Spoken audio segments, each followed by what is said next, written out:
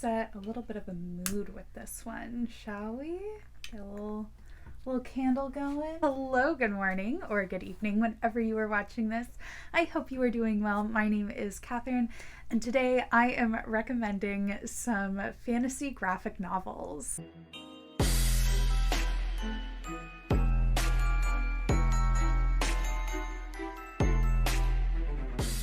I've been a bit under the weather this week, which has left me in a little bit of a reading slump, unfortunately, and has thrown my ability to focus on just reading books out the window. So that means I've read quite a few graphic novels. I've been catching up on some of my favorite webtoons, and I thought I would recommend some of those to y'all. These are going to come to you in two categories. First, I have a couple of webtoons I'm going to be recommending. If you don't know what webtoons is, it is a really great app that has a lot of free graphic novels. You're able to read things like Heartstopper, Olympus, all those totally for free. Some of them you can only read one episode per day, which is, fine, but they have a large variety with some really just beautiful art. Second are books that are available physically.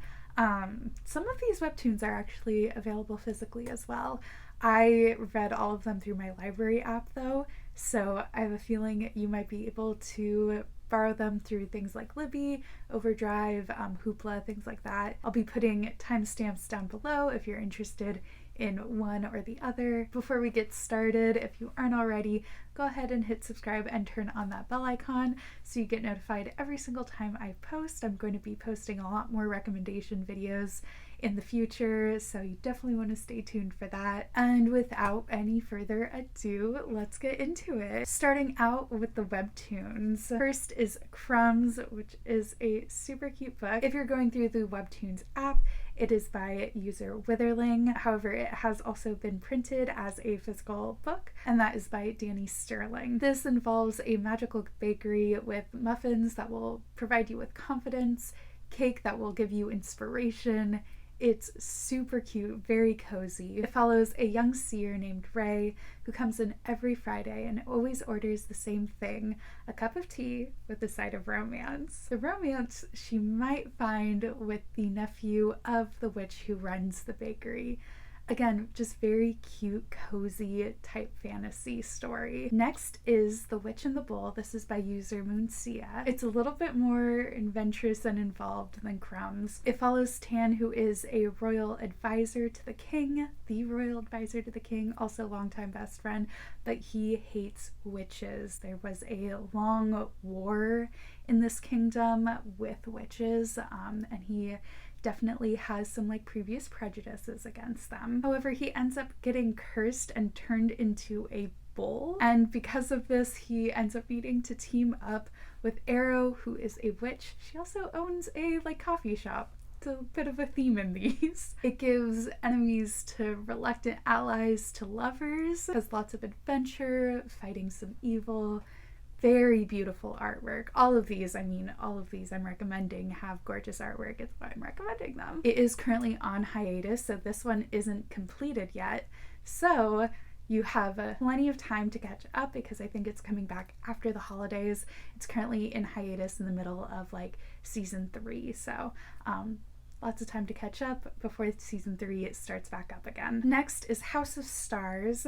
This is by Saltacuentos and Lion Illustrations. This is a completed story, so you can go on webtoons and just binge the entire thing right now. It follows Lily, who is very adventurous, and she ends up getting pulled into a quest in this realm of fae after girls from her village start disappearing. It honestly has some Miyazaki vibes to it, so definitely a reason why I picked it up, because the artwork, I was like, ooh, I love this art style. It's so good. It has evil witches, magical curses.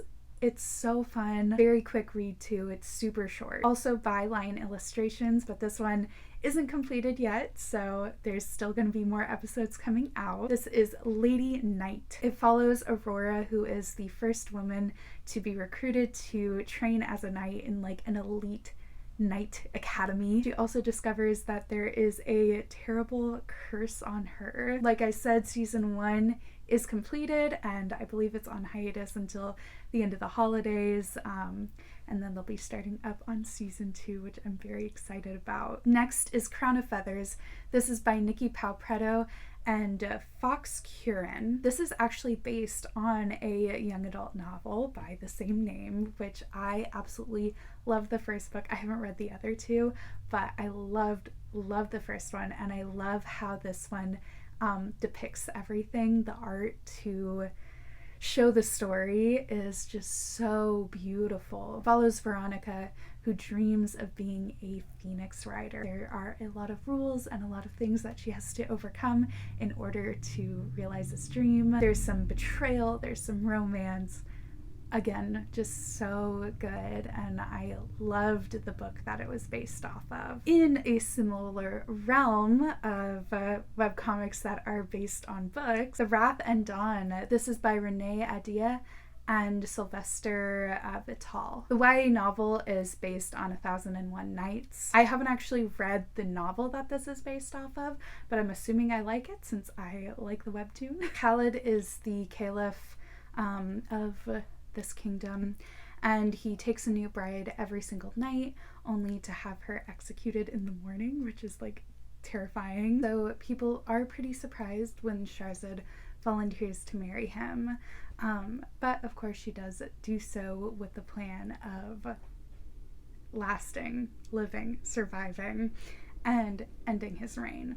I will say with this one that only the first 10 chapters, and I believe it's the same for Crown of Feathers, where the first 10 chapters are available, and then after that you can only view each next chapter like daily.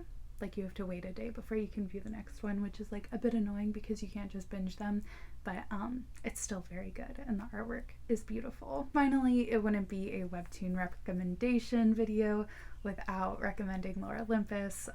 I think if you know what webtoon is, you've probably heard of Lore Olympus. I'm pretty sure this is like the most popular one on there. But if you don't, like, I am happy to be the person to tell you about it. It is a Hades and Persephone retelling where Olympus is like in a modern world. Beautiful artwork, beautiful romance. Absolutely love it. And I love Rachel Smith's her interpretation of Persephone. I just think she makes her like very strong but still keeping like a sweet side to her. I just really like that. Moving on to some physical books. Again, I borrowed all these off of Libby, so I'm sure you can too if they aren't available to you physically. First one is Taproot by Keezy Young. It's about a gardener and a ghost, and I definitely found it after rewatching Julie and the Phantoms yet again. It's very sweet, very cute, very cozy. Anything by Katie O'Neill is gonna be good. My favorite ones are Tea Dragon Society. This is a 3-book series. It follows Greta as she learns about the dying art of caring for tea dragons. It's super cozy, low stakes, so like if you're looking for a story that's not going to stress you out, this is a great one. And it made me want a pet tea dragon. I wish they were real. I want one. I think they sell plushies and I might end up getting one at some point this week. Also by Katie O'Neill is Aquicorn Cove. Yes, you heard that right.